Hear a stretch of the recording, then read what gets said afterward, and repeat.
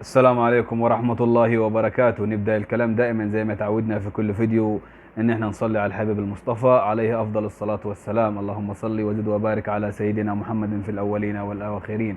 هوريكم راجل يعني يعتبر مش راجل. هوريكم حاجة يعني الشيء ده اللي هوريه لكم يعني بيقول ان هو سوداني وخايف على مصلحة السودان، ورجل يعني سياسي، ورجل كل شيء فيه يعني، وعارف الدنيا وعارف كل شيء.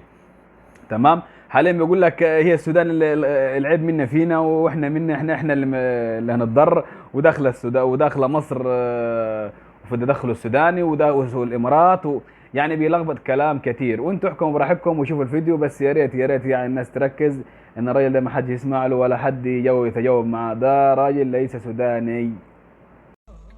عارفين المستفيد من الحرب دي منه؟ مستفيده منها الدول اللي في ظهر ديل والدول اللي في ظهر ديل. ديل وراهم دول وديل وراهم دول. ديل طمعانين في السودان وديل طمعانين في السودان. يعني كده راكبيننا وكده راكبيننا. يعني لو بالحرب راكبيننا، لو بالتفاوض بعدين راكبيننا. في النهايه ضايعين نحن اللي قاعدين نقول دائما الدول دي خطيره بالنسبه للسودان. لكن للاسف ما في حد قاعد يفهم كلامنا اللي قاعدين نقوله.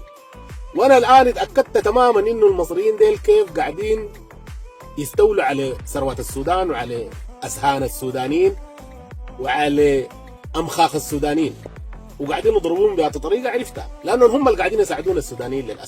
للأسف اللي قاعدين يساعدون هم إذا كانت مصر وإذا كانت الإمارات. والله العظيم أنا أتأكد لي تماما إنه المشكلة فينا نحن دين. والله العظيم المشكلة لا في مصر ولا في الإمارات، وللأسف العسيب أيضا للأسف. انا سمعته قال لي الراجل الطيب، راجل اللي انا مش عايز اغلط فيه يعني. انا والله اقسم بالله انا بقول انه جاي من السوداني، ولا يعرف حاجه عن السودان ولا شاف اي حاجه في السودان. طول عمره عايش برا، عايش في السعوديه، موجود هنا في جده يعني. انا يعتبر في جده موجود، بس يا ريت نفسي اشوفه يعني وجها لوجه، عشان يعني عايز اشوف يعني بيجيب المعلومات الخاطئه دي منين، او بيعرف يجيب الكلام ده منين يعني. بيقول لك انا بتابع الصفح وبتابع القنوات وبتابع مش عارف انستجرام وحكاوي كتير. هو اصلا لا يفهم شيء ولا يفقه شيء. انا بعتبره كرجل، انا كرجل مصري الحمد لله، رجل مصري الصعيدي، بعتبره انه ده راجل مش سوداني ومش بيخاف على مصلحة السودان نهائيا.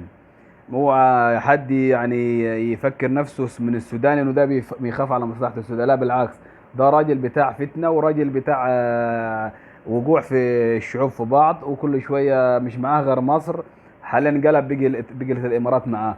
بيقول لك مصر تدخل كلنا احنا عارفين تدخلت في الشؤون السودانية. طب السودان انا افهم يا شباب الخير، يا جماعة سودانيين يا محترمين، احنا مصر مثلا اتدخلنا في شأن السودان امتى؟ طيب حد يقول لي مثلا احنا اتدخلنا في السودان امتى؟ السودان من كام سنه، من ساعه ما البشير قامت ثوره في السودان، والبشير اتعزل وبقي رئيس السياده المشير عبد الفتاح البرهام، وتحصل كل الانقلابات والمشاكل اللي في السودان. وحاليا المشاكل زادت طبعا بتكون عصابات، انا بسميها عصابات دعم سريع وليس قوات دعم سريع. لكن الراجل ده ما تعرفوش، لا تبع حميدتي ولا تبع بالهرام، ما حدش عارفه يعني بينتمي لمين بالظبط. وبعدين هو اصلا الراجل اصلا مش محترم اول هام، وراجل اساسا راجل يعني مش اسميه راجل، ده اسميه عار على السودان وعار على الاخوه السودانيين، انه راجل حد يديله تعليق حتى حلو، او حد يعلق له اساسا. مش عارف اصلا شغاليه باين عليه صايع او فاتح له قهوه او حاجه زي كده، مش فاهم يعني انا صراحه شغلانته ايه بالظبط.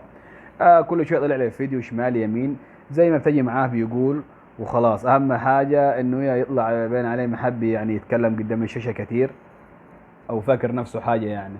الناس المحترمه يا ريت يعني يا ريت ما حدش يعني يمشي ورا الراجل ده. اصل الراجل ده فتان، وراجل والله العظيم اقسم بالله بتاع فتنه.